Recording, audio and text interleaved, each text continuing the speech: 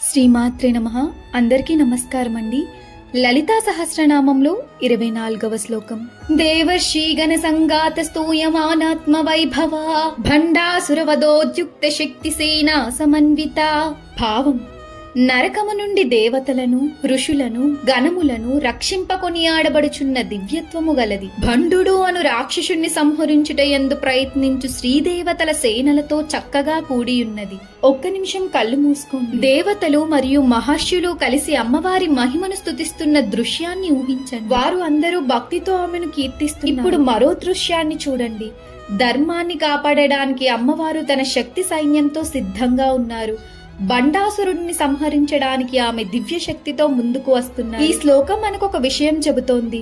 ధర్మాన్ని కాపాడడానికి దైవశక్తి ఎప్పుడూ సిద్ధంగా ఉంటుంది.